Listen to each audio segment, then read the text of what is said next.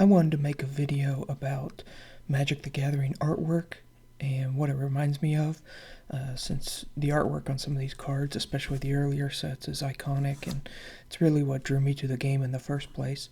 In this video, I'm just going to focus on Alpha and Arabian Nights. Not doing every card, just some of the cards that stick out to me and really remind me of something, and the similarities between the artwork and whatever it reminds me of. Let's get going. First one, Aspect of Wolf. Every time I see this card, I'm reminded of 1980s sweaters that you see people wearing with the big collage of wolf images on the shirt. Next one, Chaos Orb. Again, these are Alpha and Arabian Nights cards. If people like these videos, and if I like doing them, I might do some of other sets. But in this one, this Mark Teton illustration, it always reminded me of the Cacodemons from Doom. Of course, Doom came out in 1993, so about the same time as Magic. So there is a possibility that either Doom drew inspiration from Mark Teton's illustration, or his illustration drew inspiration from Doom. But there's a lot of similarities between Chaos Orb and some of those Cacodemons in the first Doom game. Fungusaur. Fungusaur has always reminded me of, since in the picture he drew it in a cave, and it's always reminded me of Starship Troopers and that brain bug. Of course, Starship Troopers came out in 1997, so that would have been after the illustration was originally drawn.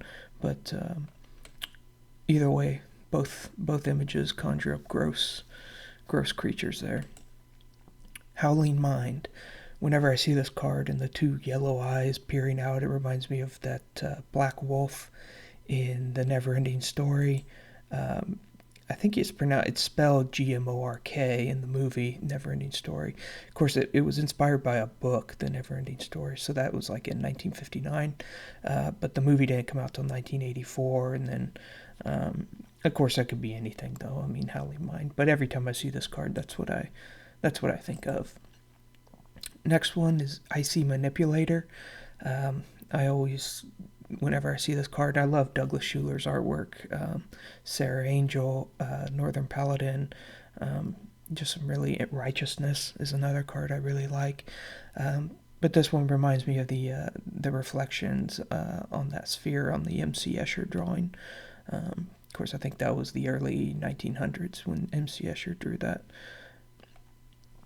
Keldon Warlord reminds me of this kid in his fail Photoshop. Anyway, I love this Kev Brockschmidt painting. I actually have one of his cards. It's either Alpha and Beta, and I got it signed. But yeah, I love this image. The Keldon Warlord image just made me laugh because I always remember that Photoshop fail. Raised Dead is a splitting image of Nancy Pelosi.